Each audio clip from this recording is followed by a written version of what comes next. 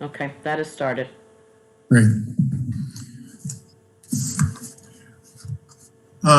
It being 7:05, we'll call to order this meeting of the Town Council virtually via Zoom webinar. Would you be so kind as to join me in a moment of silence to mourn the death of George Floyd?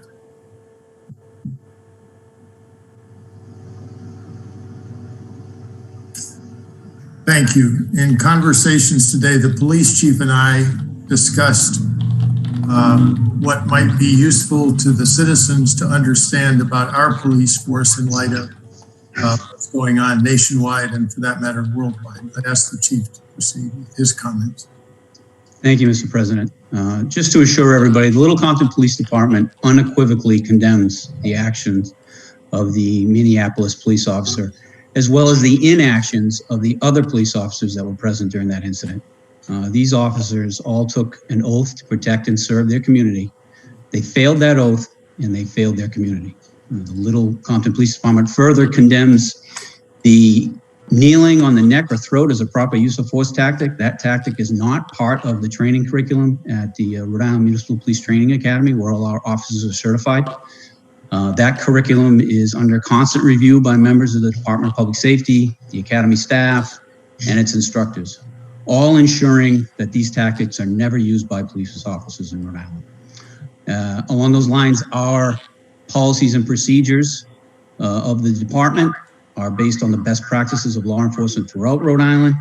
And I can assure everyone that we as a department are committed to this community and its residents. And I also extend an invitation to anyone who wants to come down to the public safety complex to meet with me individually and ask me about any of our policies and procedures, the training of our recruits, the continuous training of our certified officers.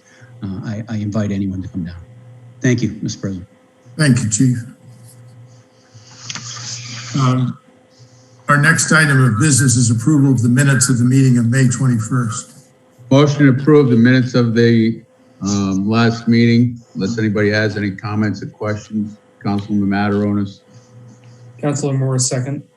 The motion is made by Councilor Mataronis, seconded by Moore. Any discussion? We'll take a roll call of those in favor of the motion, or we'll take a roll call of the motion. Councilor Anderson. Councilman Anderson, aye. Councilor Golembeski. Councilor Golembeski, aye, even though I wasn't there. Mataronis. Councilman Mataronis, aye. Moore. Aye. Mushin, aye. 5 ayes. Thank you. The next item, by way of announcements, there's one in your agenda. I have two more. The one in the agenda, the 2020 Community Dinner on the Commons, is being continued until the fall of 21 due to the current health crisis. The second announcement is a congratulations to the graduates of Portsmouth High School, as well as a number of other high schools. I would encourage the citizens of the town to look for the banners honoring our students, which will appear shortly in public places. The third item is the COVID environment has caused a number of delays in things that we thought were going to be rather routine. Among those is the approval of certification of cardiac EMTs. Our fire union voluntarily rearranged the shifts of their schedule to ensure that every shift can be cardiac certified EMT. Just like to point out that in the midst of all of these kinds of things, as you've already heard from police and from fire as well, that public safety is putting the citizens of the town first. Are there any other announcements that need to be made? Thanks. I would entertain a motion to move the department head reports to the end of the agenda. Simply. So moved. Mataronis, second. The motion is made by Golembeski, second by Mataronis. Any discussion? Councilor Anderson, how do you vote? Anderson, aye. Golembeski? Golembeski, aye. Mataronis? Mataronis, aye. Moore? Moore, aye. Mushin, aye. They are moved then to just after the bills. All right, the first item of business is old business. and it's a request from a resident to discuss South Shore Beach 2020 protocol. Just a couple of comments. First of all, a major significant response to this issue has been heard via email, text, social media, telephone calls, all sorts of ways in which people have expressed their opinions. This is a town-wide interest item. A bit of history. March, April, the governor issued a stay-at-home order and limited gatherings to 5 or less. In response, the town council produced an emergency order temporarily restricting parking at South Shore Beach, Town Landing, and Lloyd's Beach. On the 1st of June, Monday of this week, phase 2 of the reopening initiated, in which now 15 persons can gather and all the state beaches are open. There's a whole lot of other things that happened in that process, but those are 2 of significance. The town council's response was to issue a revision to the executive order saying, we'll lift the parking restrictions at all 3 sites and tasking the Beach Commission to develop a plan to restore vehicle access at South Shore. The Beach Commission meets on Tuesday, the 9th of June to take up this matter. And I can assure you that we are working closely together with each other in order to be sure that the result is one that speaks to the citizens' concerns. I would then ask if Shannon Norris is on with us, that she comment concerning her request to discuss the protocol. I do not see her name. She may be logged in under a phone number, and if that's the case, I unfortunately don't know her phone number, so I can't designate who she is. If she's on and she raises her hand, I can then allow her to speak. Thanks. Shannon, if you are listening to this virtual session, would you use the raise hand function to indicate where you are? No, well, that's Stephanie Durbair. In the absence of that, let me read her email to the council. In anticipation, next council respectfully requests the following item be added to the agenda. Little Compton Beach Commission's South Shore Beach proposed operation and COVID-19 protocols, specifically the closed hours. A permanent gate will be located at the entrance to the beach. This gate will be closed at 6 p.m. All vehicles must be off the beach by 6 p.m. A police officer will be on hand when manpower allows. It is this very item that the Beach Commission is undertaking on Tuesday with the instruction to provide increased access to the beach in conformance with our new executive order.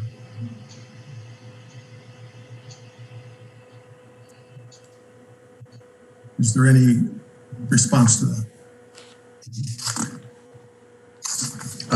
I'll just make comment that, I mean, it has been explained a bunch of times. This is a very fluid thing that's happening. As the restrictions are being lessened, we're responding in kind to what we're trying to do at the beach. And I think, you know, as time goes on, this is going to be something in the past that was done that we thought, well, maybe it was a little excessive, but we did it all in good faith. And I believe we're following the proper protocols to loosen the restrictions at the beach. I see a text comment from Jenna Hashway, sorry. Can you please, I'm sorry, it disappeared. I'm unable to read it. It basically said, can you be more specific as to increased access? What we have asked the Beach Commission to entertain is a method by which essentially access for town residents could be continued past the closing hour of the beach and at least until sunset.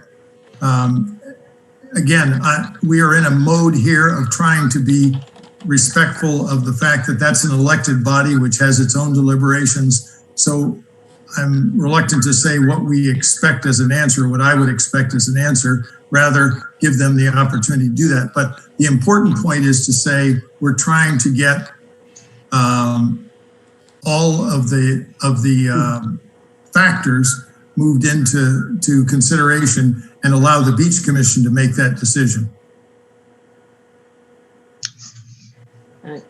Bob, Councilman Mataronis, can On this special directive revision 1, can I read the last paragraph and the second from last paragraph and last paragraph to let the attendees know exactly what this says, or is this too soon before the beach? Sure, please. Okay. So what it says, now therefore, the town of Little Compton hereby adopts Division 1 to this emergency ordinance to remove the restrictions of parking areas at South Shore Beach, Town Landing, Lloyd's Beach by barriers, fences, gates, or other means. And furthermore, it directs that the Beach Commission implement a plan whereby vehicular access to South Shore Beach in numbers which it establishes may be admitted to the parking lot from sunrise to sunset. Now, I had quite a few emails and phone calls from residents that walk that beach as soon as the sun comes up, and they like to walk it when the sun goes down at those times. So I think it's important to know that those people that had those questions can go down there from sunrise to sunset now, which I think should alleviate a lot of the confusion about what's happening at South Shore Beach. Thank you. Councilor Mushin, can I bring your attention to the fact that there are several questions in the chat box, and there's also a resident that would like to speak. Okay.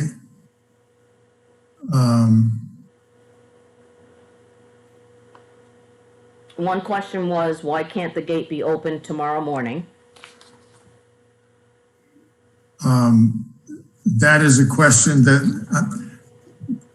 this is an area where the Beach Commission has authority over the operation of the beach and would require them to determine how will the beach be patrolled and managed. They're under requirements both from DEM and from Department of Health that dictate that. They're moving in the direction of being able to do that, but the constraints of the Open Meetings Act require that their meeting be announced in such a fashion as to allow 48 hours, and therefore that's what they've chosen as their meeting date. They're unable to meet tomorrow morning to make that decision, for example. There's a comment request from Sid Wardell. Yes, he'd like to speak. Yes. Please. Good evening, councilors. Can you hear me? Yes. So just a couple of comments.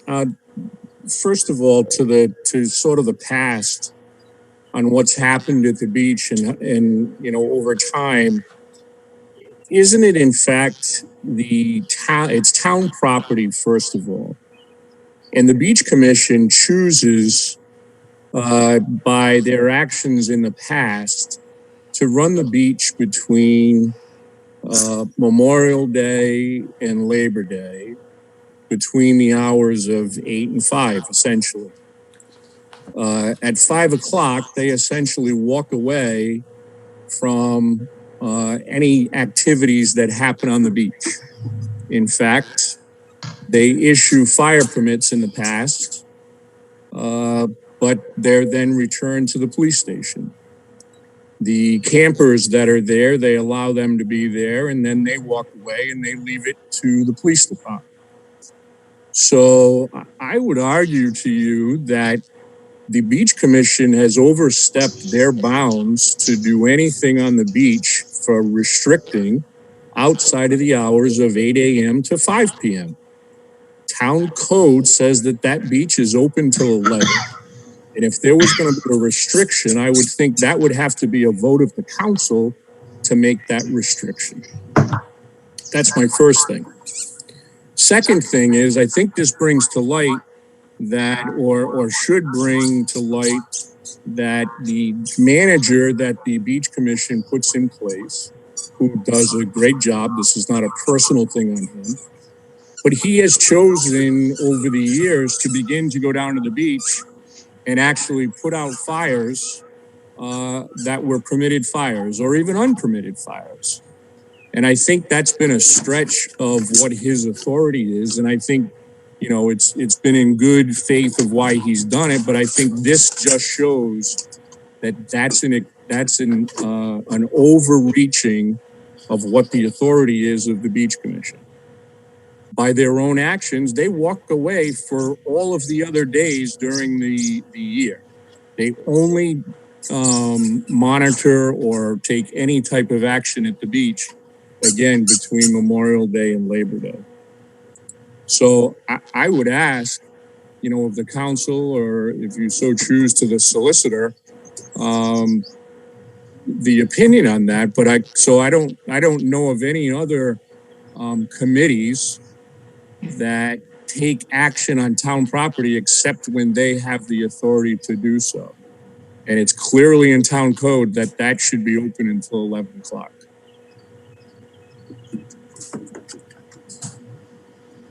Solicitor, would you have a comment on that?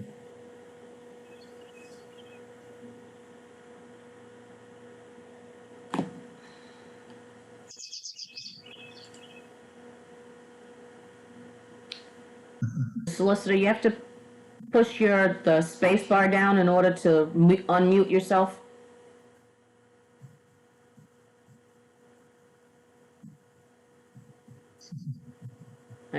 I've given There you are. Now you can speak. Yes, I mean, that the chief raises many good points. I'm staring at the 1992 lawsuit involving Goosewing Beach, which also include South Shore Beach, which allowed us access to the beach. Now, in regards to the town code saying it's open to 11, I did not look at that today.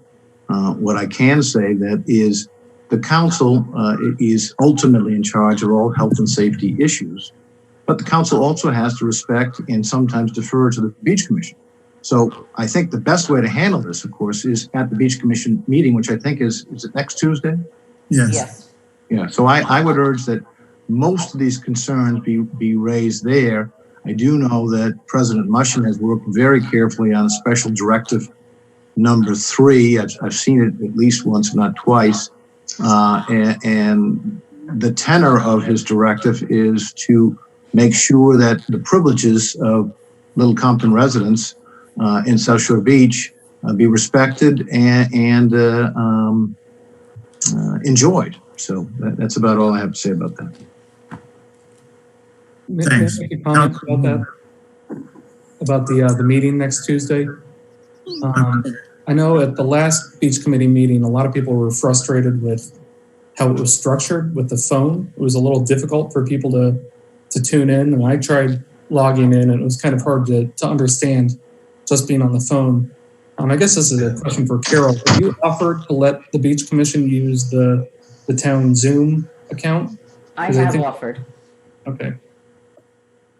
This is Councilmember Anderson, and I would, so this is not a meeting of the Beach Commission, so I'm not here to beat up on the Beach Commission. But I second Councilor Moore's concern. I have also participated or tried to participate in the teleconferences that the Beach Commission has staged, and like this meeting tonight, 142 participants have logged in. It's harder than this to manage a phone meeting. So I think I will urge elsewhere the Beach Commission to try to. It's hard to remember they're a volunteer board. They don't have the support that the council has. I will urge them likewise to investigate another format because there is so much interest and concern. The second point I'd make, if I'm here, and I want to, from where I sit as a council member, having participated in this and observed this, as Council President Mushin mentioned, the circumstances in which we're operating are unique, unusual. The town itself is operating under an emergency. Oops. The circumstances under which we operate are changing by the day. And I recall the original rationale for instance, for the hours and the erection of the gate was that the state directives, we have our town concerns, our town legal framework, but the beach is also regulated by the state. And their directive, as it was explained to me, was that they needed 24/7 control of access to the beach. And I, from a council member's point of view, I didn't have any basis, I don't have any basis to contradict that directive. So I think the Beach Commission is trying to adapt day by day. There are personnel and staffing questions involved as well. That applies to the police as well in terms of adapting to all these circumstances. So that's just an observation. Thank you. Bob, could I just? Yes, please. So on one thing, could you also check the number that's been listed on the Secretary of State's office, because it's one digit off from the number that they listed last time for their meeting? So just in case that is an error, because I know there was issues last time on people having the wrong number. So I just bring that to your attention. Secondly, I understand, you know, I'm not questioning your police chief or fire chief and bringing concerns to the council or to the Beach Commission, but I think this speaks a little bit to the issues of authority on who has the ultimate authority over the beach, and is there set times when the Beach Commission does or doesn't have those authorities. So I would expect, just for the very reasons that you've mentioned, your council has a lot more resources than the Beach Commission do. They cite the directive from the state that they needed 24/7 control. I've asked for them, I've written to them for where that directive came from. I participate in all of the governor's notices and executive orders, and I'm unaware of any that pertain to local owned beaches that gave any directive there. There was obviously directives that happened for state properties, but there was nothing that required them to do that. And so I would, as a town resident, respecting that they're volunteers, as I would almost call you guys as volunteers, but the fact that you have the more resources, you have a solicitor that works with your town administrator that has the ability to look into this for the best interest of the town. And I'm sure what they did was in good faith, but by the mere show of how many people are participating in this, there's other things that should have been discussed, and I think the council would be the correct place to do that. Future looking, I would want the council to have some clear working relationship with the beach on when does the Beach Commission have authority and when does the council have authority. Thank you. Thanks. And indeed, that is my already lesson learned from this process as we've entered into it, is that we don't have that explicit relationship, and that is something that we will develop. That obviously doesn't get somebody on the beach tomorrow morning, as is potentially desired. But the lesson's not lost. The administrator and I will take advantage of the League of Cities and Towns discussion tomorrow in order to determine if we're missing some aspect of this that others have exploited, to say, here's how we do it, and see if we're being, let's say, too cautious. At the same time, and I know you're not saying that we would do this, but I'm loath to take an action which then for years hence puts a split between the council and the Beach Commission over any and all issues. So I want to be careful with that. But you've raised important points, and I will review them, and the administrator and I can take some action if that's warranted to alter our emergency directive, if that, if we find that we have that flexibility. Councilor Mushing, you have one more comment that's in the chat box.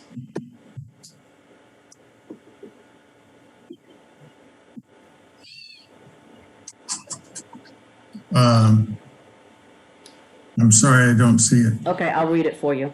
Okay. It's from Matt Pelletier. It says, as Paul mentioned, as long as the restrictions are slowly raised as the COVID threat diminishes and the council agrees, the issue should be resolved shortly. There is another message that says the state beaches are all open and Tiverton Grinnell Beach is open daily. Yes, and I acknowledge that we in Westerly were the first two to open our town beaches. We did so with some rather limited information and have since refined that. But I will acknowledge that there are other people who are now ahead of us in terms of being able to operate their beaches. So I commit to you, we'll make that investigation and see if we're missing something that they've exploited or used. Okay, I'm going to read one more comment, and then John Berg would like to speak. This comment is from Little Compton resident year-round. The crowds are going down at sunset. Why should access be restricted during those hours?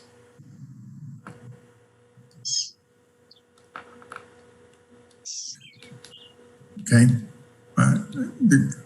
Okay. Okay. All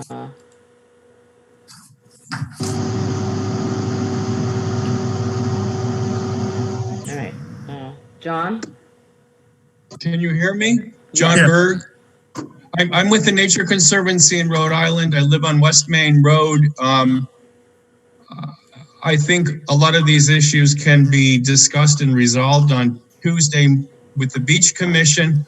I'm just sticking my neck out here, offering that the Nature Conservancy has a voice in how Goosewing particularly is managed.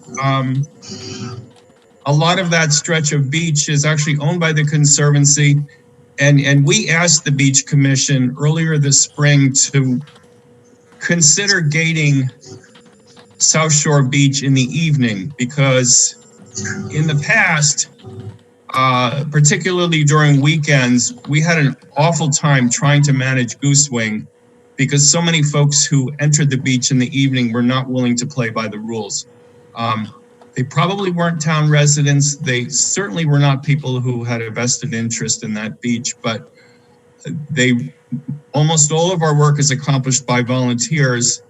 And if we're going to have 1,000 people on that beach and maintain it to the very highest standards that people expect and enjoy, we can't have people in our face and offending our volunteers. So that's where some of this request about the gate came from. And whether it's a gate or a manned presence or some other way to look people in the eye before they enter South Shore and Goosewing in the evening. So we know they're there for the right reasons and they're willing to play by the rules. That's really all I have to say right now. Thank you. That's helpful. Any other comments? All right. We'll move then on to the second old business item, which is to continue discussion of resolution of safety concerns on Rhode Island Road. The town administrator and police chief and the residents of Rhode Island Road have had very productive discussions to date. Attorney Landry, whom they have hired to represent them, has summarized his client's willingness to cooperate with the town in a letter. It appears to me that this matter is moving forward well, with the expectation that will be able to restore unimpeded access up and down Rhode Island Road. Administrator, would you have anything to add to that? President, I have to agree that we are moving in a very nice direction, as it's pointed out by the letter from Attorney Landry, that the residents are very willing to participate and collaborate, cooperate, I should say, in order for us to accomplish the goal that needs to be done, which is the clearance of the road and to assure the parking as well as the access for safety vehicles. And, thanks to Chief Rains, who's been very instrumental in jumping on board and allowing us, both of us, to engage in quite a few conversations with the residents. Okay. Councilor Mushin, there are two hands that are up. One that actually went up just as you changed the subject. Okay.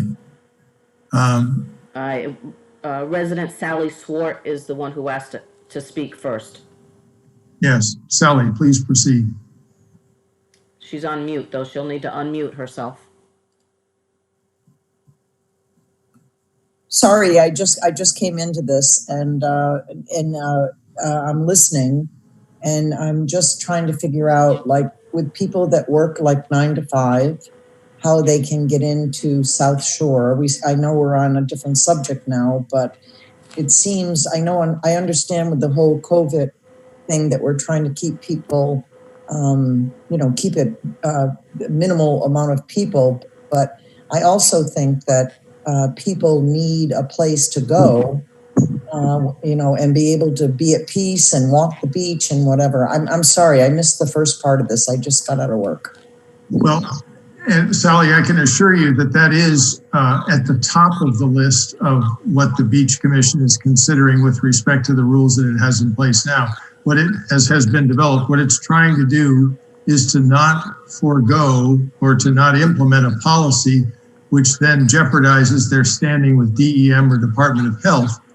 But at the same time, they're very clearly hearing the message that says it used to be that when the lifeguards went away, the beach was still available. It's fundamentally, that's what's changed.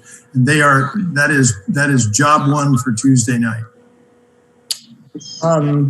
Thank you so much for that. I'm just, I think that this whole thing with people in Little Compton that really want to be able to go to the beach, and I understand what you're doing and I appreciate your work with it, but I am just concerned that I don't know if you've ever thought about being able to, in the future, not right now, but in the future, be able to have a gate that you can swipe. Like, I belong to Briggs, and that's what we do. We go in and we're able to swipe after hours. So I'm just asking about that. I know it's going to cost money to do that, but in the future, would you ever consider that? Well, I think that options are on the table that will be enforceable. That sounds like one that could be, so I think that's worthy of consideration. Thank you. Okay. We have several others that would like to speak. Shannon Norris is now here and asked to speak. All right, Shannon, please proceed. You are muted, I believe. Yeah, I sent her a message asking her to unmute. She just hasn't done it yet. Sometimes it's not an easy task. There we go. Go ahead, Shannon. Shannon, can you speak?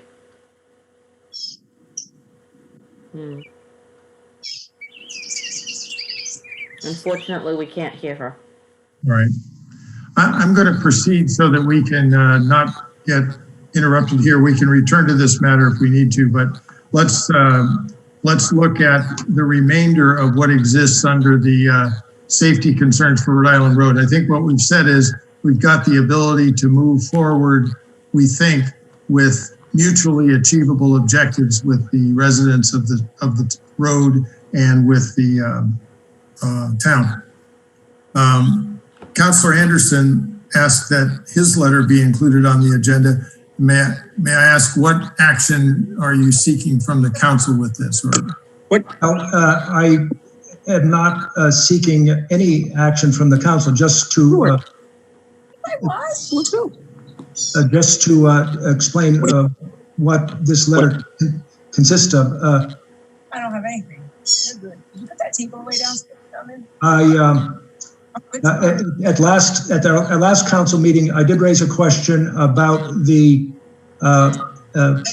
for Councilmember Mataronis about the fact that he is an owner of property in the vicinity of Rhode Island Road, and I asked a question about whether it was appropriate for him to seek an advisory opinion from the Ethics Commission.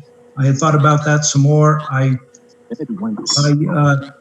I do think it's a matter of concern, and I just wanted to raise it in some detail for the council's benefit. And I can appreciate that Gary may not think that it's for his benefit, but I did want to get it on the record why I was concerned, the Ethics Commission precedents that apply to situations like this. And I do honestly think that it would be in the best interest of the process for Gary's sake and for the council's, for him to consider seeking an advisory opinion. That's the sum and substance of my effort here. I'm not asking for any action on the council's part. And that's really all I have or to say on the subject. I have said what I want to say in the letter itself. Which Thank you. Bob, can I respond to Gary Mataronis? Bob? Yes, please go ahead. Well, Larry, I'm sorry you feel that way. As I stated last meeting, I'm not going to take a financial gain by allowing parking to stay on the road. If I was to vote to curtail parking on the road, I said that I would open my lot up for parking. And since I'm not going to do that, I'm going to take a financial loss because I could probably make $300 or $400 a day to allow people parking on my lot. So I'll take your letter under consideration, and that's all I'm going to do for right now. Thank you. Thank you. Thanks. The second sub-element is to receive input from property owners and their legal representatives.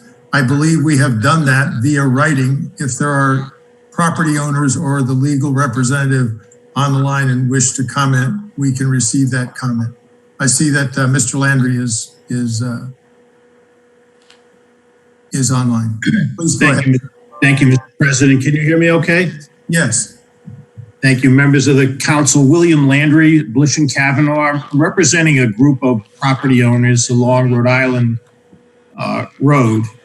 They include Mr. and Mrs. Nicholas Kelly, Susan Kelly, Mr. and Mrs. Richard Bordeaux, David Bordeaux, William Lehman and Dana Goodyear, Mr. and Mrs. Paul Joseph, and Mr. and Mrs. Philip McGloive, and William Bridgen and Tom Ebling.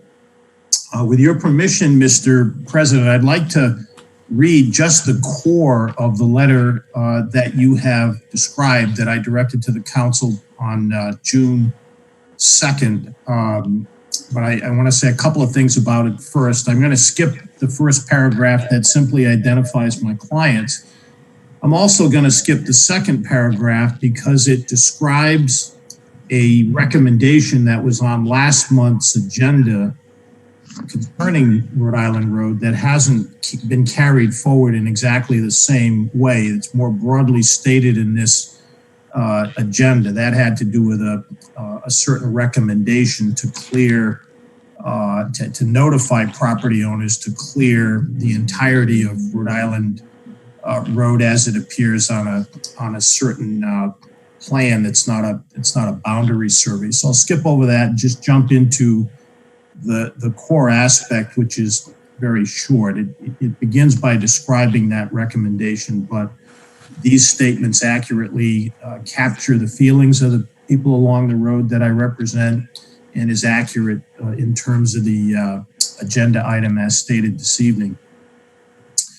As we advised by letter just prior to the May 21, 2020 meeting, the potential implications of the proposed recommendation as written are profound in view of historic stone walls, curbing, privet, and other landscape features of historic origin in the area in question.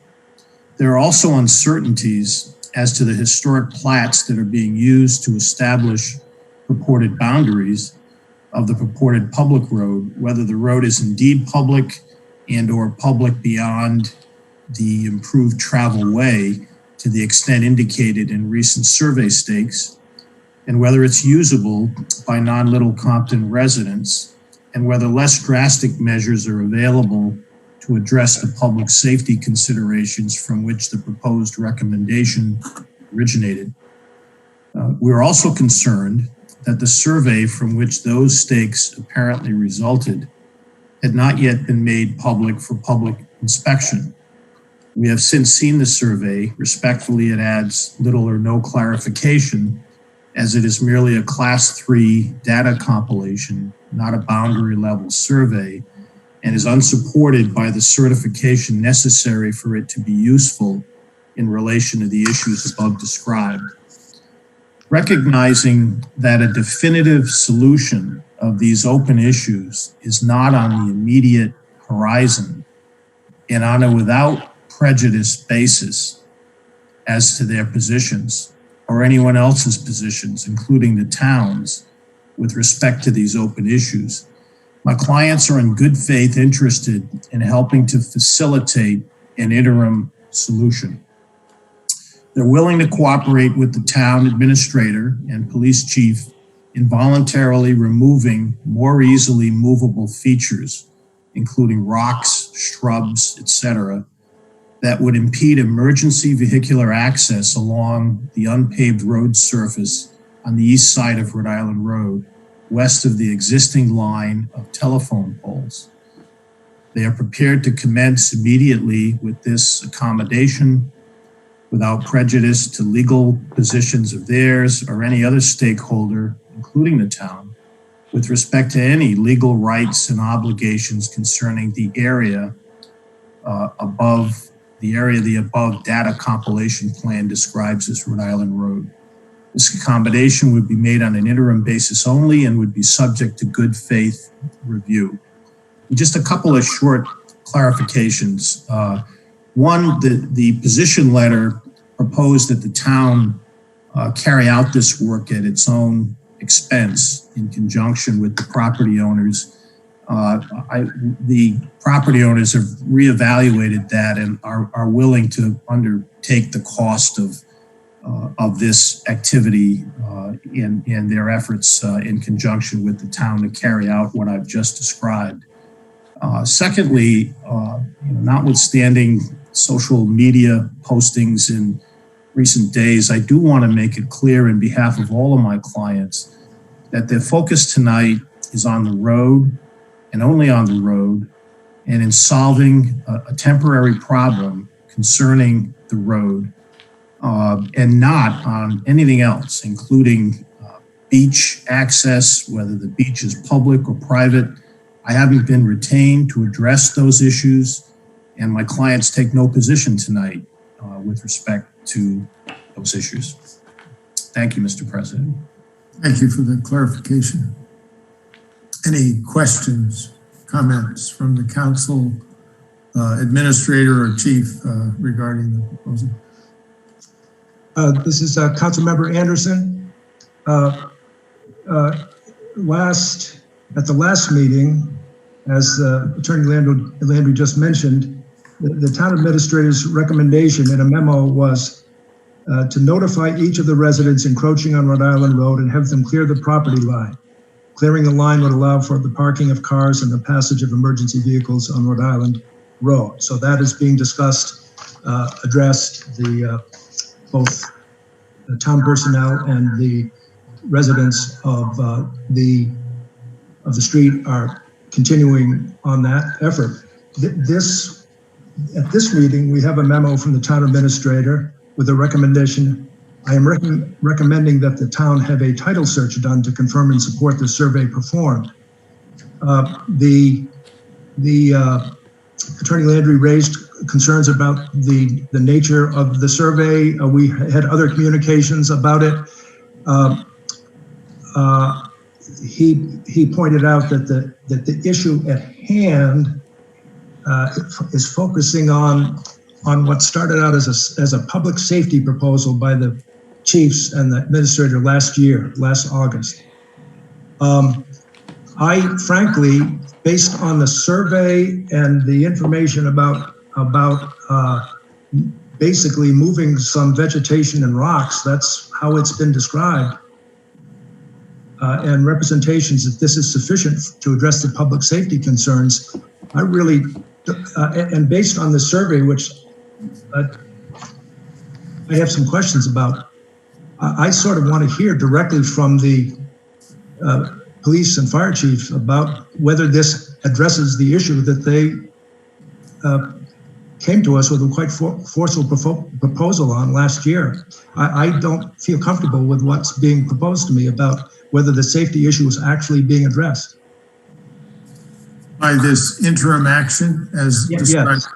Yeah. The proposal that was provided this last year was a fairly drastic one, was to remove parking on this road and move it around to Pennsylvania Road to Connor Point Road. There was some, we only asked them at that time to review it and come back with another recommendation. I guess this is it, but no one has explained to me how this addresses the public safety concerns in a direct, clear way. Mr. President, Tony Teixeira, the administrator.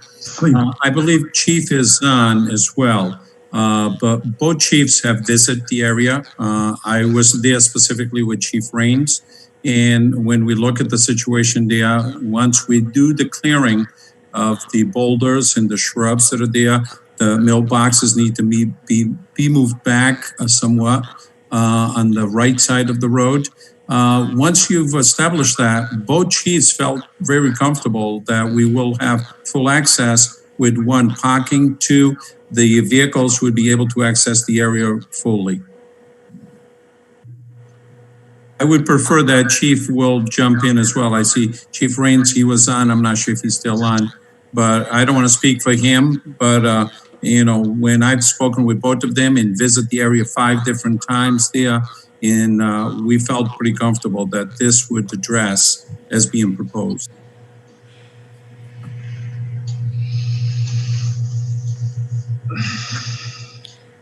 I don't see the chief's name listed any longer. He might have had to leave the meeting.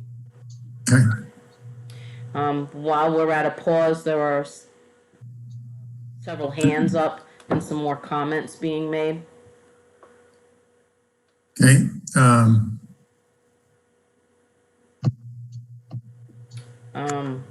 Shannon Norris, can you speak? And I don't know if we'll be able to hear you though.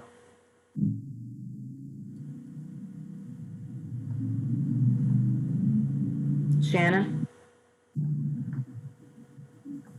Yeah, I think she believes that she has her sound and she'd be able to speak, but we're not able to hear her. While I'm waiting for her to do that, I'll read you a couple of the other messages. Let's see. One was from Wiki Gifford. This has been a battle for years. Why not just open the right-of-way and resolve the problem once and for all? Another one from Matt Pelletier. Parking on Rhode Island Road has never been an issue for the past many years unless a driveway is blocked or cars are parked in a no parking zone. We as Little Compton residents have a right to park there. Another one is from Raquel DaCosta. It says, I agree, Little Compton residents should be allowed to park on that road. I do have several that were in the question and answer area. Since the parking at Lloyd's Beach is already limited, is there a way to ensure that only town residents could park there? Another one that says, so what are the conclusions? Will the boulders be removed from the town property? Did the homeowners not realize they were buying property on a townway road and a right-of-way to a beach? And then I have been going to Lloyd's Beach and parking for 45 years and do not understand why this has now become the issue it has in 2020. And outside the COVID-19 virus, I have noticed a lot of new no parking signs shrinking available parking. Are these put up by the town? And isn't the road supposed to be 33 feet wide, which would allow for parking and emergency vehicle access? I will attempt to quickly answer those. I see the same questions. Is there a way to ensure only town residents can park there? That is, I do not believe that's an enforceable restriction, but we can consider it. What are the conclusions? Will the boulders be removed from town property? The answer to that is yes. Did the homeowners not realize they were buying property? That's a hypothetical question. I don't know. I've been going to Lloyd's Beach parking 45 years. Don't understand why this has now become the issue it has.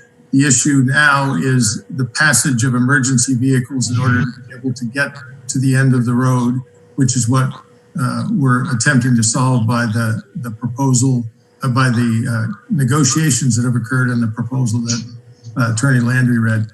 Outside the virus, I've noticed a lot of new no parking signs shrinking available parking. The town ordinance empowers the chief of police to place temporary no parking signs, and those have been used, for instance, to curtail parking in areas that we believe that people would potentially use in order to get close enough to something and then choke the access. Those were considered decisions that he made. And isn't the road supposed to be 33 feet wide, which would allow parking emergency vehicle access? That's part of this question of the state of fidelity of the boundary measurements that we have.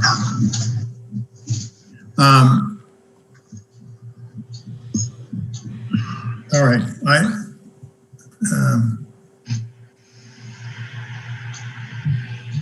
is there any further discussion that we need here? I anticipate that the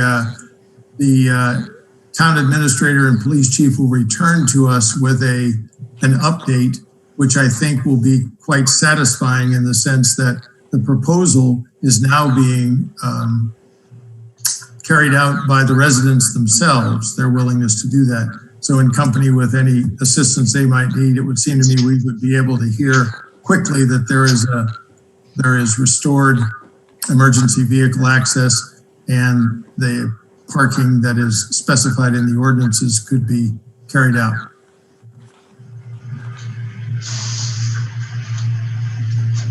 Any comments, questions? Mr. President, if I may, Tony, the administrator. Just a point of clarification on the request for the title search. That is because of the comment made by Attorney Landry, where he doesn't see the validation of the current survey that was done. And in order to ensure that we can record that as a matter of record, we would need to do a title search to assert the boundaries of the road so that we can avoid future issues as we go forward for maintenance of the road and also access. May I respond to that, Councilmember Anderson? Sure.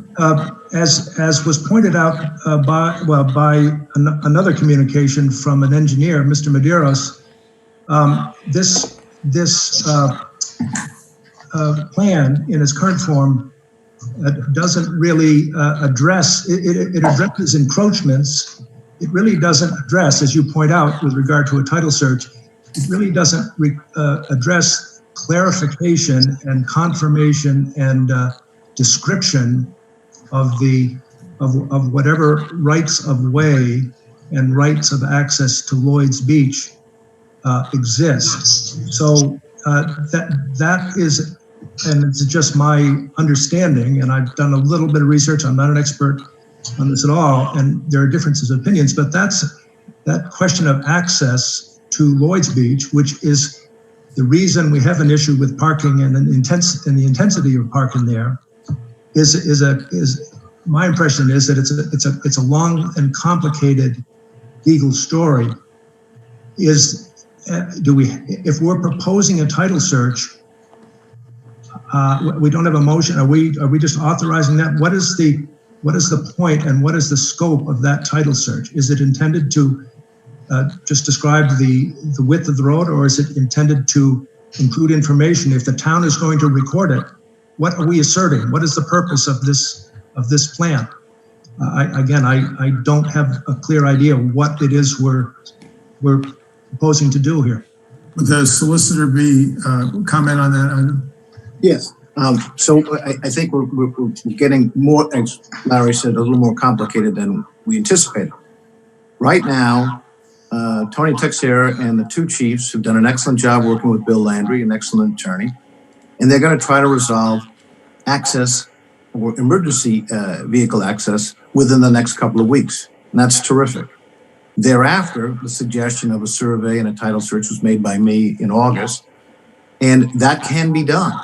But I don't want to delay what seems to be a very, very professional response by Tony Texera, our two chiefs, and Bill Landry. So what I would suggest is that Tony come back within 2 weeks or a month and say, this is how we resolve emergency access matters. In regards to Lloyd's Beach, it belongs, right, or we have access to it via the Roch deed. It goes back to Mackenzie versus Narragansett Real Estate.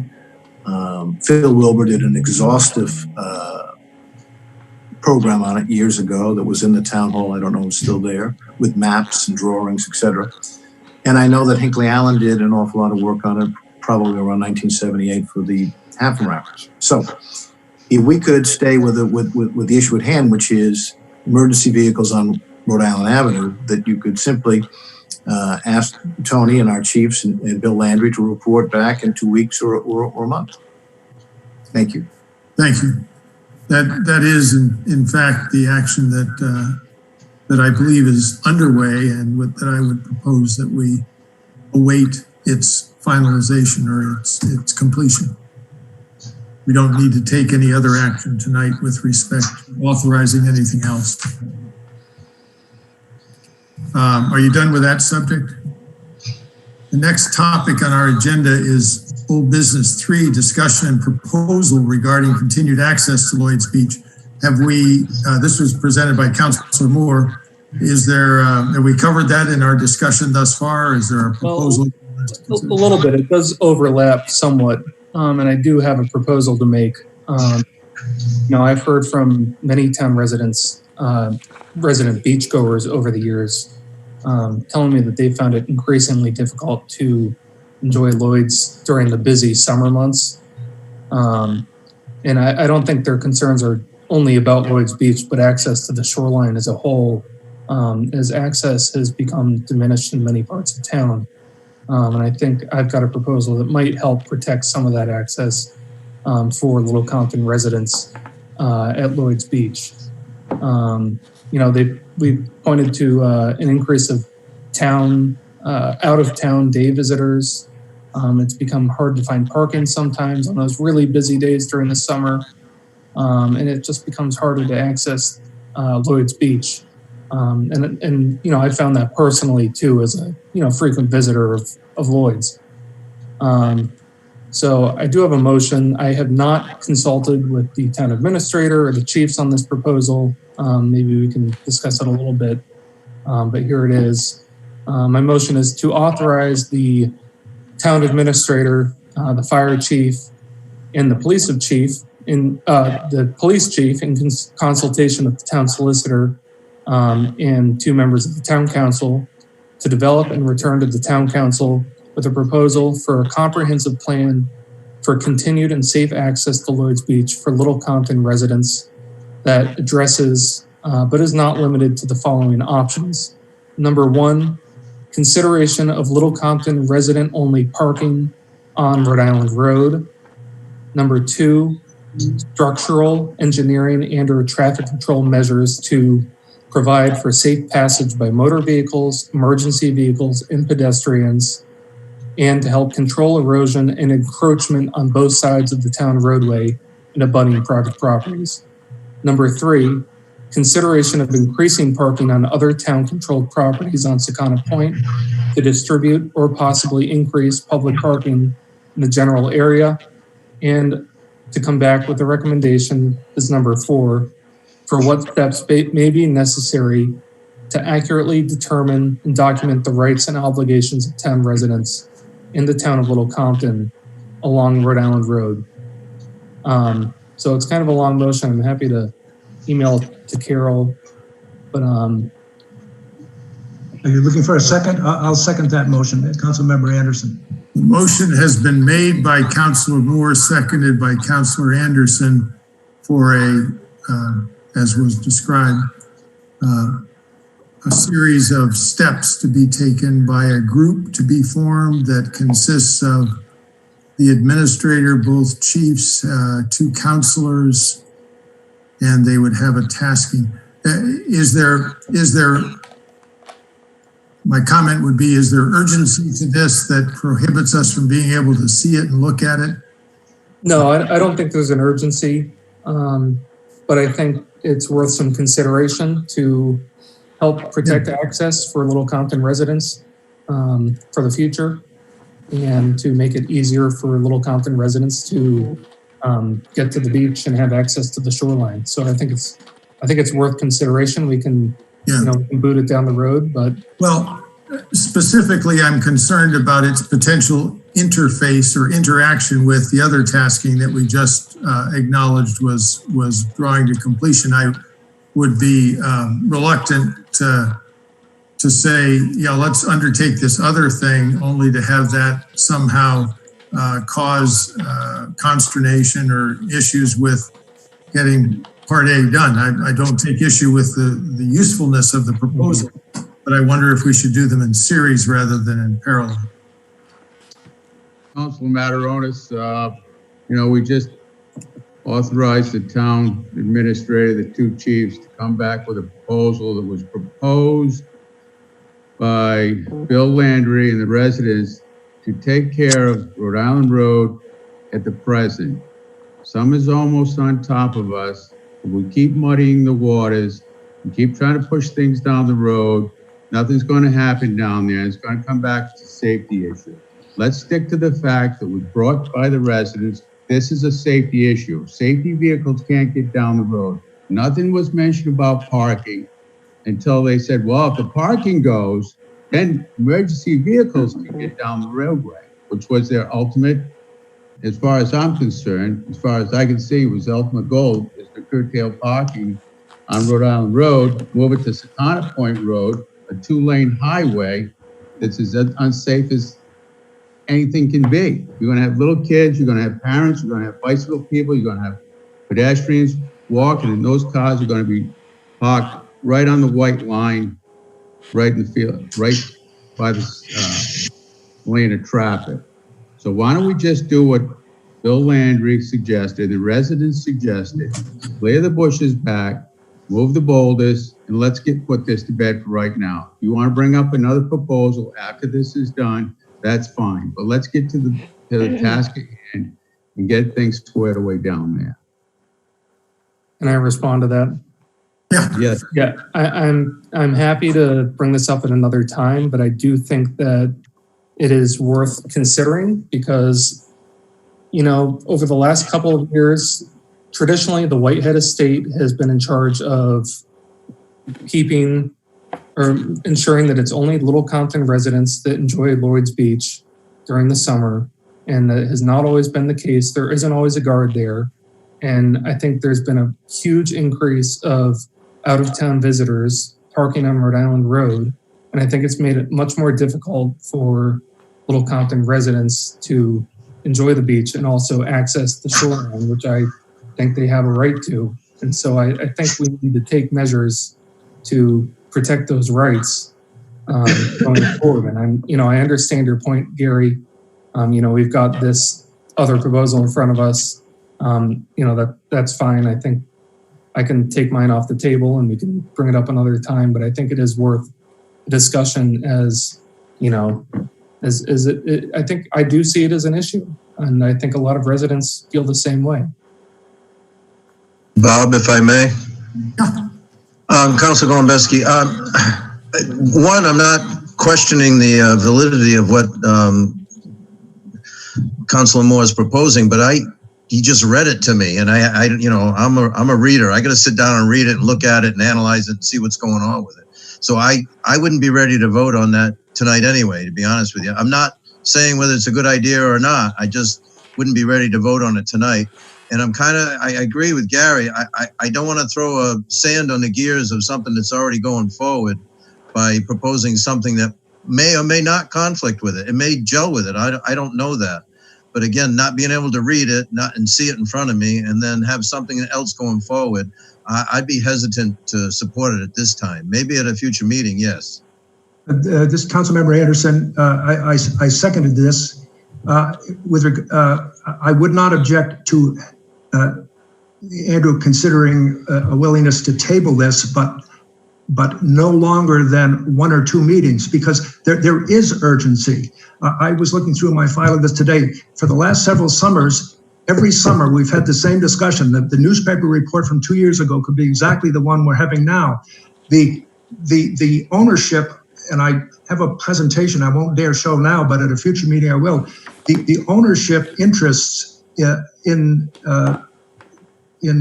what we're calling Lloyd's Beach and the access and the surrounding property have changed dramatically in the last 30 years. It's a different legal landscape, which is being affected under increasing demand for people and parking. So the circumstances have changed. We have to address them. The council has to address them. So I don't know if Andrew would consider it, but I would suggest that we table consideration of his motion till the next meeting and be prepared to discuss it then, because there is urgency. What happens is we were presented a proposal last August. We're now dealing with it in June. If we don't act on a more comprehensive approach to this in due time, we'll be back here, or somebody will be back here a summer from now with the same issues and perhaps even more intense. So I would ask Andrew to consider maybe requesting that this be tabled to the next meeting. Yeah, can we table this proposal and give everyone an opportunity to read it over and have it in front of them? I think I'm grateful for that. We would place this on the agenda of the June 18th meeting for review and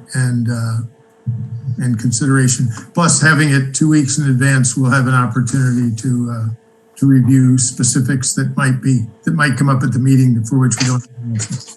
All right, thank you. Thank you. The next item of business is to award. Councilor Mushin, there have been several hands up for quite a while. One was the town solicitors, and then I have 3 residents. One is Shannon Norris trying to attempt again. Okay. Yes, solicitor. I have nothing further to say. I think the council took care of it. I actually think 2 weeks is premature. I think it should be a month, but I'll defer to the council, but I have nothing further to say. Thank you. Thank you. Okay. Yes, Shannon, please proceed.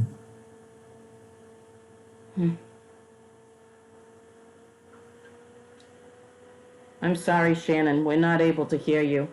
If your comments are short enough, maybe you can put it in the question and answer or chat box, and then I can read it for you. The other persons, we have an Izzy Medeiros who was asked to be heard. Yes. She'll have to unmute herself. Hi, Carol, members of the council. This is Don Medeiros. I'm using my daughter Izzy's computer. Sorry for the confusion. As you may know, I'm a Beach Commission member. I just had a question or a comment regarding Mr. Moore's proposal, and that would only be, hopefully the council would consider adding possibly some other members of the community into that proposed panel to review the Lloyd's situation. Specifically, I would hope the council would consider making room for 1 Beach Commission member, possibly a member of the public at large, just to, well round out the panel. That was my only comment. Thank you. That would be helpful. Thank you. There's someone whose initials are STN.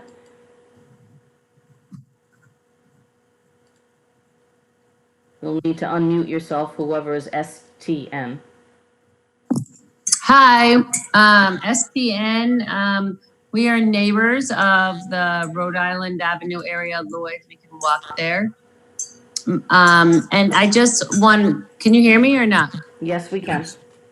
And I have been talking to Al, who is the guard, and all his troubles with people not wanting to, he just feels like there's so many out of town people. He's the guard at the end. And I'm just wondering, and I have tried it myself to Google, and in Google you can put resident only beach, and I keep trying it, but because I'm not a town person, I can't get that to hold. So I'm wondering if the town could take the action to make sure to go into Google and just say, this is a town resident beach, and then it will come back to you and someone will ask you and say, is this a town resident only beach? And that will help, because people coming from out of town see that it is a beach and it has parking, and that's what they come to. And so that will help, I think, if someone's willing to do that. I don't know, but Google seems to be a big component of why everyone is coming here, and Google search. And so I was wondering if that was something that someone could do. Certainly, if that's I'm not aware of that opportunity or function, but we can explore that. If it's as simple as designating ourselves as something which we're allowed to designate ourselves. Yes. Yeah, you go in, and I tried to do it as a resident and say this is a resident-only beach, and it said we will look into this, but it didn't come back. And I kept posting, there's a guard here. It's only for Little Compton people, and so it was very frustrating. So if you guys can look into that, that would be fantastic. I think that would help everybody who's trying to come and park and make it for the beach that it's supposed to be for Little Compton residents. Okay, thank you for the suggestion. All right, great. All right, one more. It's, well, actually two more now. Stacy Dunn. Yes, Stacy, if you'd unmute yourself, please proceed.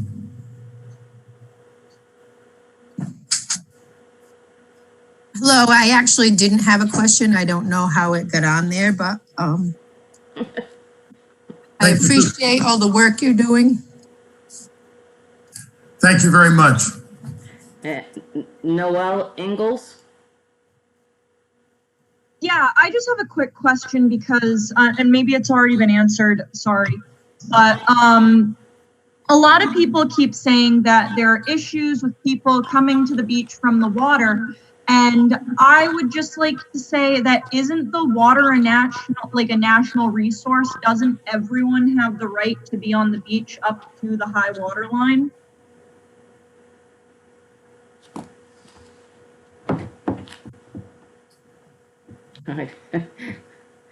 Doesn't sound like they're willing to physically answer you, but I'll take a shot myself. I believe the answer is yes. Below the mean high water mark, people have access.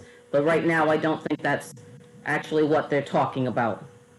But okay, it just seemed to me that there were a lot of comments that like, oh, people ferry over there. Oh, this is ridiculous. And it just seems to me that as a community, we would want to be welcoming to all people. Well, thank you for the comment. Okay, thanks. Okay, that's all. All right. Are we ready to move to item 4? Item 4 is the award proposal for the road study. Administrator and Director of Public Works have reviewed and come back with the recommendation that Beta Group be selected as the entity to conduct that work, and that encumbered funds from 2019 be used to pay for that study. Is there a motion to approve that recommendation? Council Mataronis, motion to approve that recommendation. Councilor Golembeski, second. Councilor Mataronis moves and Councilor Golembeski seconds the motion to approve the recommendation. How does Councilor Anderson vote? Anderson votes aye. And Councilor Golembeski? Aye. Councilor Mataronis? Mataronis, aye. Councilor Moore? You are muted, sir. Andrew, you're on mute. Can you hear us? The screen appears to be frozen. Councilor votes aye. We'll take 4 votes affirmative and move to the next item unless we are able to correct this. Oh, there we go. Does that fix it? I think we lost him. I'll go with 4-0 and 1 abstained at the moment. Okay. I do have a resident that had his hand up, Mr. Ed Bowen. It is down at the moment, but he did. Yeah, okay. Ed, are you available? I see you're there. Go ahead. Mr. President, I'm sorry to bring you back to a prior item on the agenda. I had used the question and answer feature to submit a question about the Lloyd's Beach matter, and it wasn't recognized. So I just wanted to ask the question if I... Not a problem. Go ahead. if I could, and I would respectfully request that you direct it to I'd like to direct it to the town solicitor, because as I know, Dick, or I presume Dick is aware, that right to use the Driftway at Lloyd's was conveyed by deed to the inhabitants of the town of Little Compton, not to the town in its corporate capacity. And so I would ask him for his opinion as to whether or not the council actually has jurisdiction over the Driftway. Clearly, there's no question about Rhode Island Road, but over the Driftway itself, whether or not he believes that the council has jurisdiction.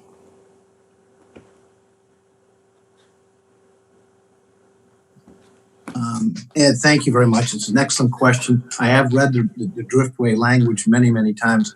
I don't have the case in front of me. I do believe that it was conveyed to the inhabitants. That stands to correction once I look at the case again. But I remember that language very, very clearly. In regards to the council's authority, that's a more complicated case, and I'd like to take some time to look into that. A citizen has raised a related point that the council should clarify that access through private property is town residents only. However, the beach itself is not a resident-only beach, again, in the opinion of the citizen.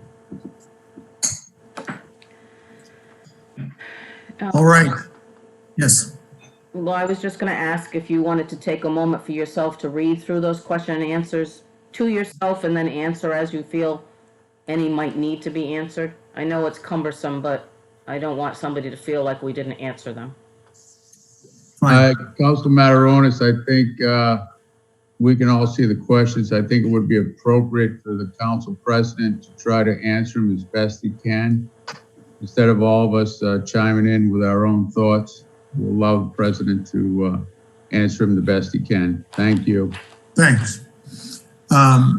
The comment, the oldest of the comments, maybe better signage that states only town residents can park there or require that cars must have a town sticker. That's a worthy question and certainly ought to be part of this conversation. The idea of a town sticker has other implications that we've considered for access to beaches, that sort of thing. So that's a good point to keep. Does the town plan to do a boundary survey? I don't have an answer to that. I'm not smart enough to understand the question, I think.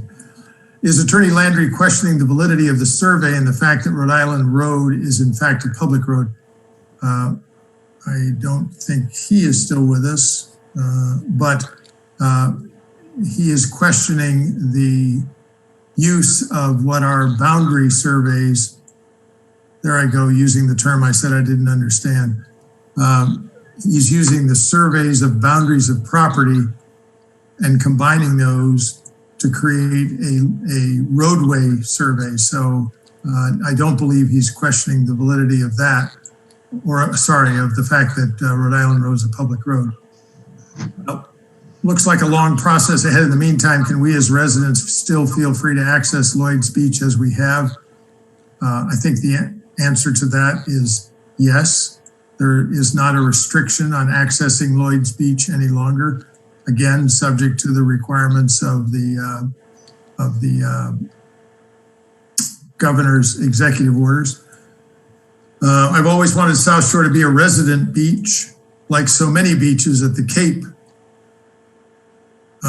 and Block Island. I've been told the school would lose funding. Can you explain this to me? No, I can't, but we'll take it and we'll try to give you an answer. I don't know the connection. The next is the Driftway question.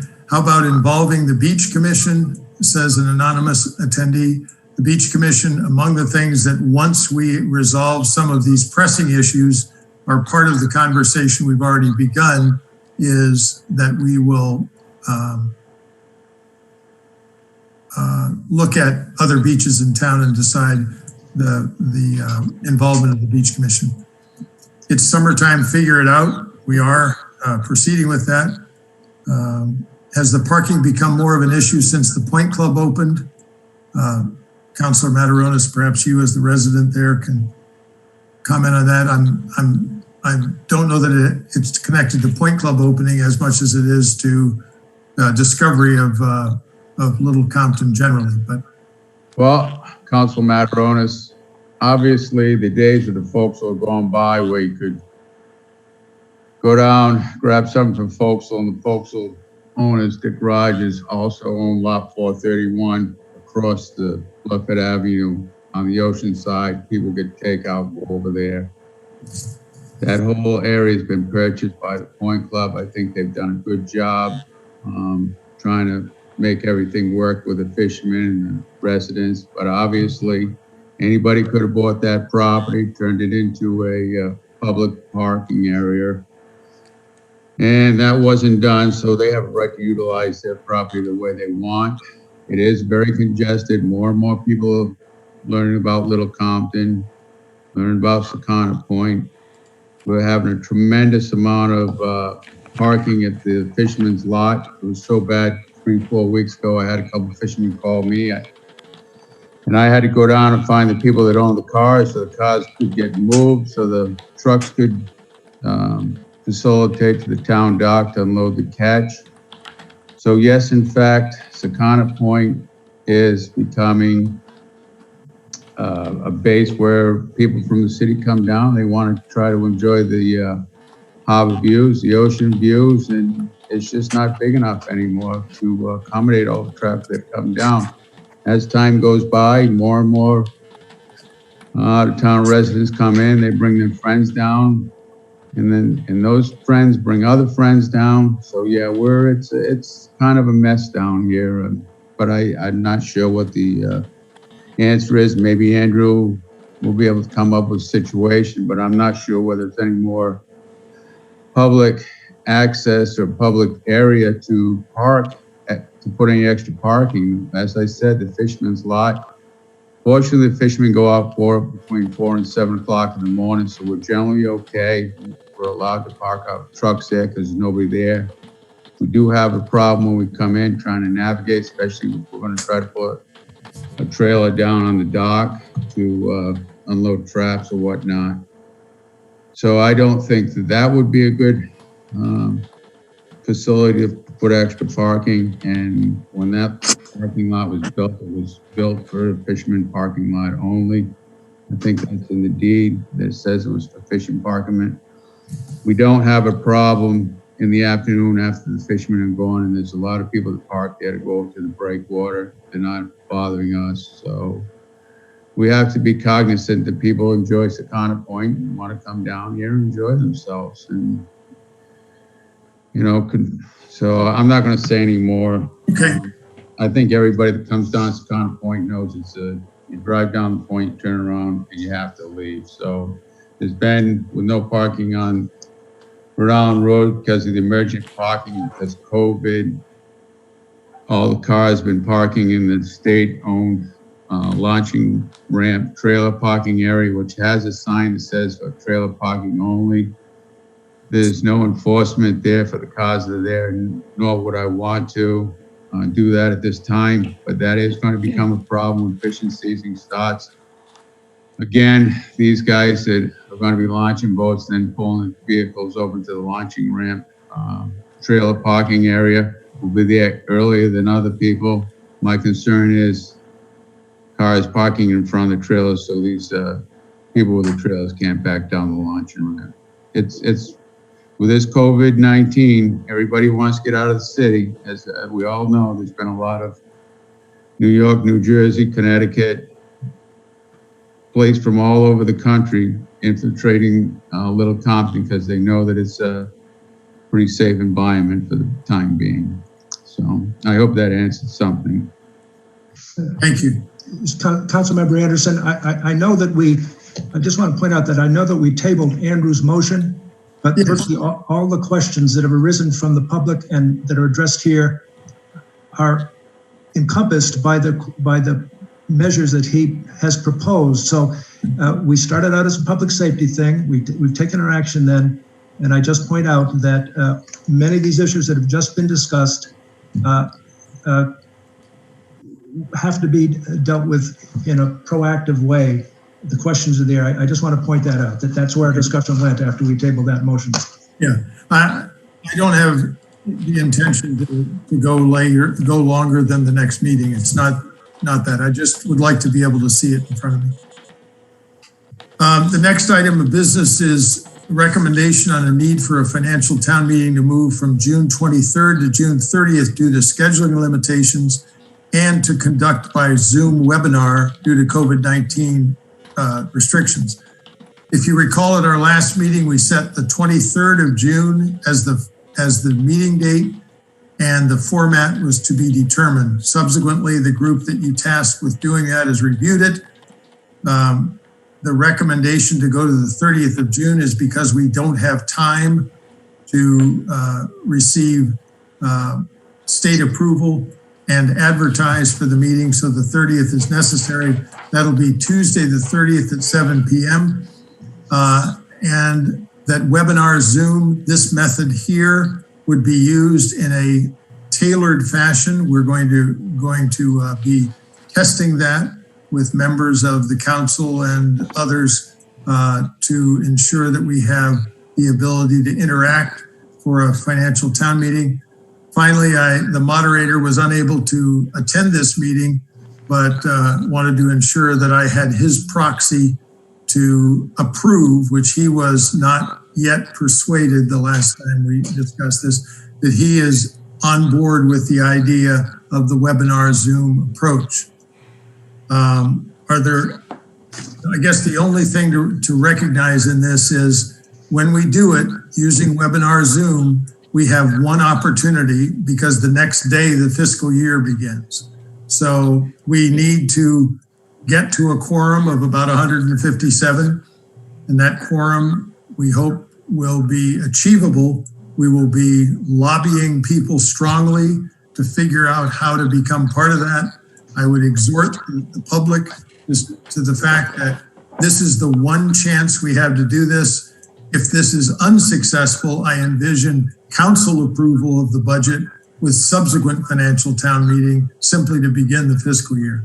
And I think this process is achievable and we can get it done, but it's going to take people being able to get out to the, I say get out, get to your computer to participate in the Zoom webinar financial town meeting. I would solicit a motion to that effect that we schedule on the 30th of June a Zoom webinar financial town meeting. So Councilmember Anderson, I'll make that motion to hold a financial town meeting by Zoom webinar meetings on June 30th. Is there a second to that motion? Mataronis, second. All right, the motion's been made by Anderson, second by Mataronis. Discussion. I'd just like to say that as much as we would like to have a in-person financial town meeting, as the town has had for perhaps 3 centuries without interruption, I do think that under the circumstances and under the legal constraints that we're operating under in this emergency situation, I want to keep reminding ourselves that's where we're at. We are restricted in many ways, both practically in public health concerns and by the legal directives that we live within under, whether we like it or not, under the state executive, gubernatorial executive orders, and by the fact that the legislature has still not met to give us any other form of relief that we can depend on. So we are acting as expeditiously as we can to do this in as open a way as we can, that hews as closely to the financial town meeting by this means as we can. And I would finally point out that if we had 10 more people tonight, we could have had the thing tonight. We had almost 145 people present here. So that with some effort, we can do this, I believe, in a constructive way. Bob, can I say something? I just want the people that turned on to this Zoom. It's down to 94 now, but it was up there to 140 something. So the people that are on here now, I would encourage you to come back on June 30th for the financial town meeting so that we can make a quorum and get this our finances passed for the town before the next fiscal year starts 1st of July. Thank you. Thank you. Carol, I noticed a question that's been asked a couple of times. Can you describe how the vote is taken in this vote at the financial town meeting? Yeah, I did try just to answer that in the chat box. Oh, okay. In Zoom, when you raise your hand, that little blue hand that lets me know you want to speak, when we do a financial town meeting, we will be utilizing that raising of the hand, which will be counted automatically by the computer system to quantify all people who want to vote yes on a particular motion or vote no on the motion. And that will tell us whether we have a majority voting in favor or against the motion that's before the people. At this point, it's the best we can do because we can't really meet in person. We have limitations there, and unfortunately, I think with those limitations, there are too many people that will not come in person because they're afraid of the virus. Okay, thank you. Bob, if I may?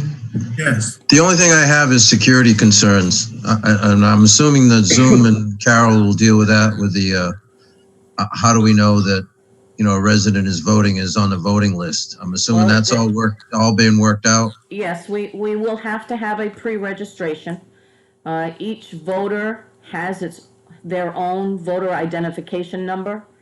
And so they will have to pre-register and give me that number, which will be on their budget committee report when it's mailed to them.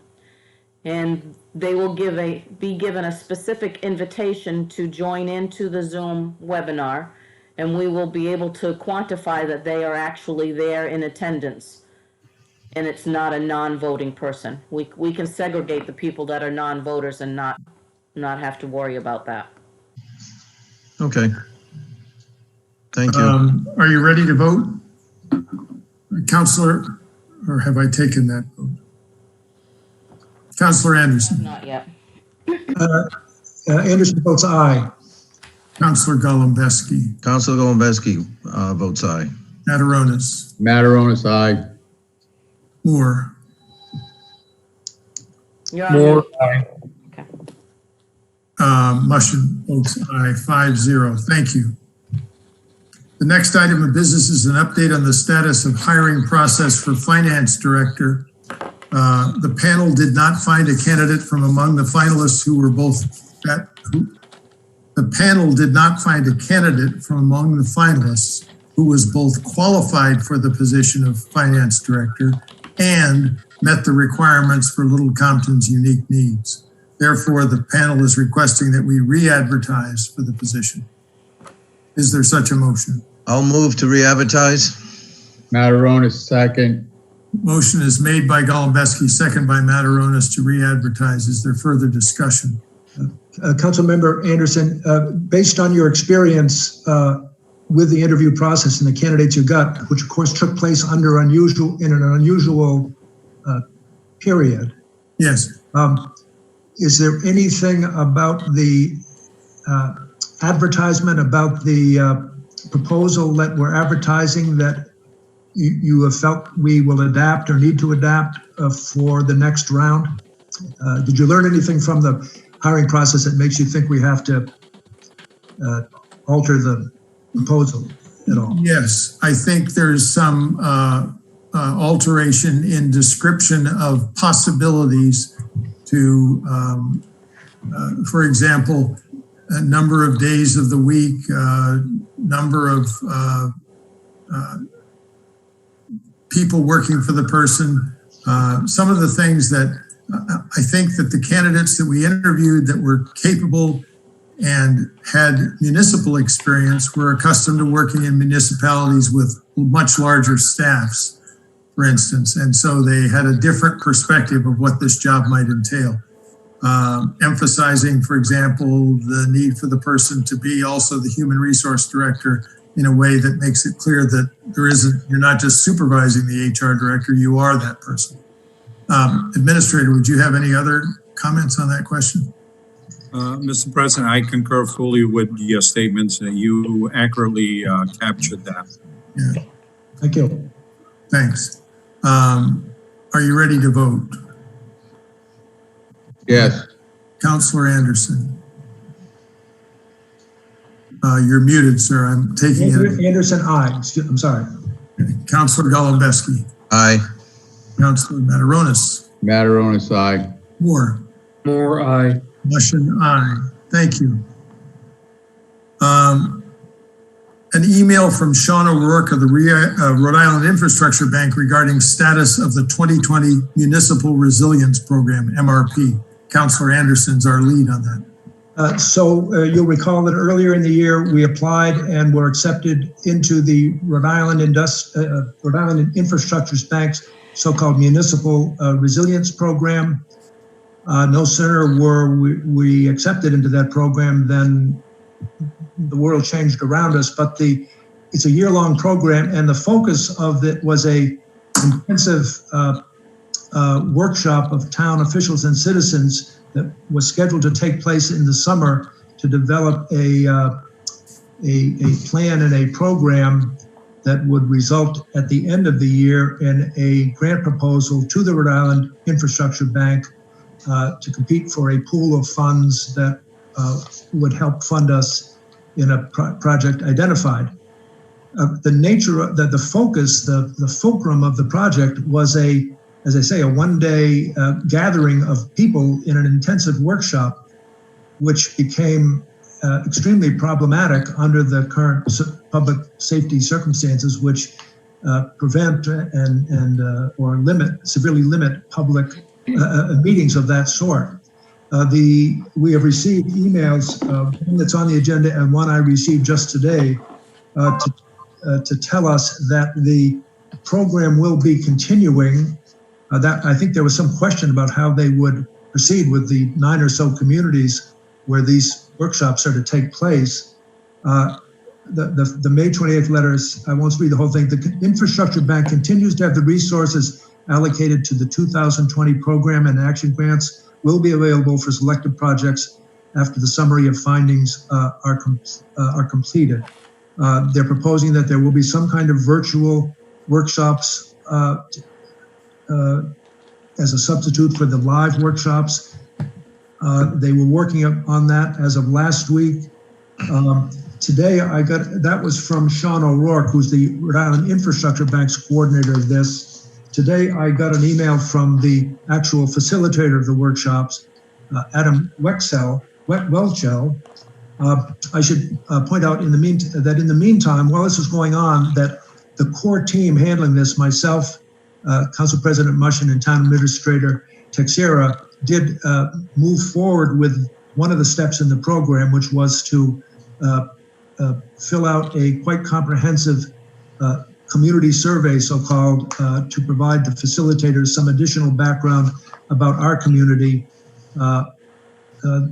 for their informational purpose, and also a sheet of potential workshop participants. So we had done that in the meantime. Today I have an email from Adam Welchel, who's the facilitator, addressed to me. It says, let us see if we can find a time to discuss our next steps for Little Compton's community resilience building virtual workshop progress. And he asks me to call him Monday or Wednesday of next week to find out what the schedule is. So I would say that after a period of suspense about whether this was going to proceed, we have a different process, but a process ongoing that hopes to stay within the same time frame. So next week I will contact him, report back to the core team, and we can see where we stand.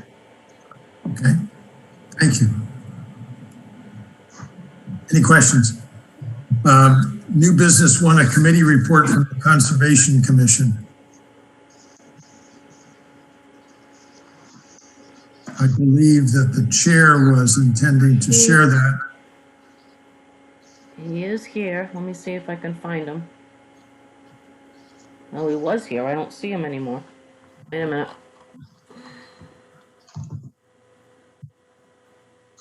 There he is.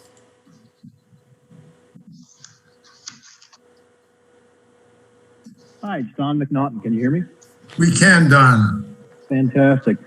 Thank you for giving me just a few brief minutes. Following on the success of last year's well water sampling program, the Conservation Commission would like to again sample wells from across town this summer, and we'd like your support in doing so. We believe we've built some good momentum and think we can conduct sampling in a safe manner, both for homeowners and our testing personnel. Not only would we follow all state social distancing and PPE guidelines, but we would conduct the vast majority of sampling from outdoor spigots. There would be no need to enter most houses. Adam Yorks, a Little Compton resident, collected our samples last September and did a fabulous job connecting with our residents. We have approved his proposal for carrying out the 2020 sampling, and we couldn't be more appreciative. Having him do all the sampling from June through September will be a boon to the program. His proposal will allow us to conduct the sampling within our fiscal year 21 budget, or at least what we've requested for our 21 budget. For 2020, we would want to sample those who participated in 2019, plus welcome any new residents residents who would be new to the program in 2020, with an overall target of sampling 150 wells. We would reach out to repeat participants in the next week or two, and we'll ask for new participants through an article in the Secana Times, by word of mouth, and by our website, littlecomptonwaterstudy.com. So in summary, we've built some good momentum we wish to capitalize on. We can safely sample without putting Adam or our residents at risk. We're welcoming both new and repeat participants and would love to sample 150 wells this year, representing 10% of homes in Little Compton. And we're thrilled to have Adam Yorks back to lead the field work. So with that, do I have any questions? Yeah, Mataronis. John, I had some questions by residents that wanted to have their wells tested, but their current concern was if they had bacteria in their well or was contaminated in some way. What would happen then? We wouldn't be testing for bacteria or viruses in well water. We only test for something called total dissolved solids. So for those residents who are worried about the potential of having bacteria in their well water, I would strongly urge them to have a well test done by a certified laboratory that would run the complete scan of their well water. Again, our sampling program is only measuring for total dissolved solids, a relatively inexpensive and easy to administer test.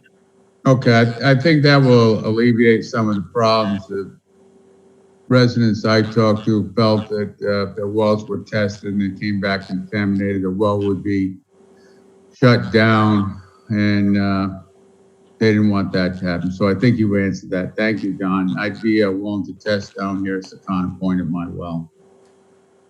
Okay, thank you. Thanks. Any other questions? I'd point out that the commission has within its budget for this year sufficient funds to be able to conduct that, hence the desire to get on with the next phase.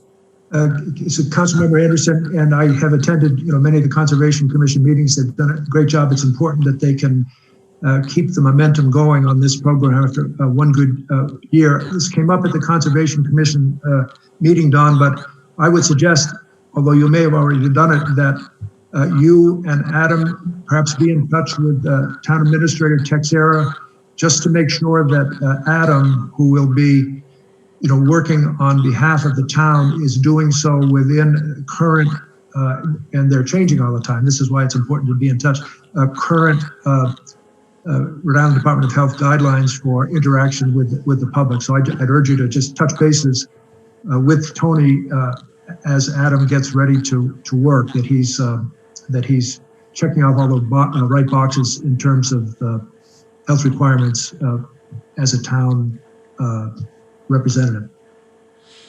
Excellent suggestion. I'll make sure that happens. Thank you. Thanks for the report, Don. You're very welcome.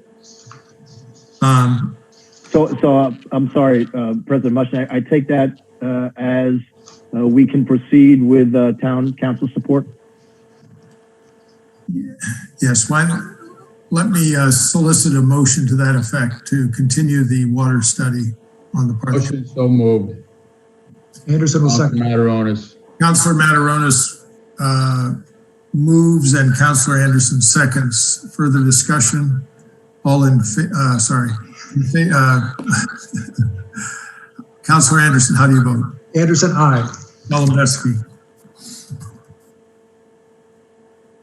Oh, you're muted, sir. I think you said aye, but Aye. Thank you. Mataronis. Mataronis, aye. Moore, aye. Motion aye. Thank you. Thank you all. Appreciate it. The second item of new business is to receive a report of the Recreation Committee and its recommendations. I'm assuming that the icon that says just Patrick is the chair. Hold on. Okay. I don't know why. It wouldn't allow me to let him to talk. I don't know what's going to happen. There he is. Councilors, thank you. I'll be very brief. It's been a long night. I'll make this quick. I'm going to give you a summary of the June 1st recreation meeting and recommendations to the council. The first one is tennis courts need of repair. There's some cracks, some heaves. We recommend that the cracks be sealed and a seal coat on the court. For your next meeting in 2 weeks, we're going to supply you with an estimate from JG Coffee, who did the original restoration of the tennis court. Second thing is pickleball. The rec committee recommends lining the west court, which is the one closest to the woods, for pickleball. The lining of the court nearest to the ball field was done 2 years ago, and it was well received and well attended. It didn't interfere with any of the tennis players. The third thing is the basketball rim and the structure of the pole closest to the road is in need of repair. The rim is bent, the pole is wobbly. So that needs some attention also.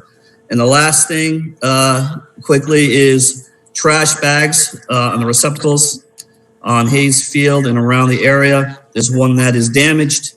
And we'd also like to recommend that the council approve the proper bags go in those receptacles. And we can also store those in the shed and lock them up for easy putting them back in. That's all I have for you folks. If there's any questions, I'm more than happy to answer any.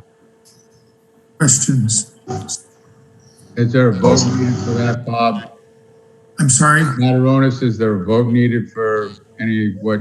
Yeah, I would like to do that. We've looked at what Mr. McHugh and I feel to be the expected costs, and they are within the budget for the recreation budget for this year. So he will be able to verify that and will work to not exceed those costs. So no vote is needed? It would be, I think we should approve the request for the 4 items that he noted. Motion so moved. I'll second it. Motion made by Mataronis, second by Golembeski. Councilor Anderson, how do you vote? Anderson, aye. Golembeski. Aye. Mataronis. Aye. Moore. Aye. Motion aye. Thank you. And the next item would be, and thank you, Mr. McHugh. You're welcome. Thank you, guys. The next item is payment of bills. Motion to pay the bills as presented. Mataronis. I'll second that. Motion made by Mataronis, second by Golembeski. Further discussion. Councilor Anderson. Aye. Golembeski. Aye. Mataronis. Aye. Moore. Aye. Motion aye. Thank you. And then the department head reports, unless you have otherwise a desire, would there be a motion to move the 6 department head reports? I'll move all 6 department head reports be placed on file unless the council wants to pull a particular one. Second, Mataronis. Made by Golembeski, second by Mataronis. Any councilor wish to withdraw one of those for consideration? Well, I would just be happy to, I'd like to just ask a question about one, but you don't really have to withdraw it from the from it, but I'll ask it. With regard to the treasurer tax collectors, she cites a number of current fiscal year items that are over budget. Are there any steps that we need to be doing to make any adjustments before the end of the fiscal year, or are we otherwise covered here in terms of available funds? The one that I believe will potentially present a problem is the fire department, in that COVID and personnel injuries have resulted in excessive overtime in that department. I'm not yet persuaded that we have sufficient funds within the contingency, so we will be looking for that and bring that report back. Expect to have that report to you by the next meeting, so as to consider whether the reserve fund might be used in anticipation of COVID reimbursement from the state, which I doubt will be here in time to pay the bills, if you will. Okay. But that's the only area that looks to me to have any vulnerability. Well, thank you for that report. Thank you. How do we vote? Councilor Anderson. Aye. Golembeski. Aye. Baronis. Aye. Moore. Aye. Lushin, aye. That completes our agenda. Motion to adjourn. I'll second that. Good night, all. Councilor Anderson. I vote aye, but with appreciation for all the people who attended this meeting tonight. That was the point well made, that were we to get this on June 30th, we'd be well served. Golembeski. Aye. Mataronis. Aye. Moore. Aye. Lushin, aye. Thank you and good evening. Night. Good night, all. See you later.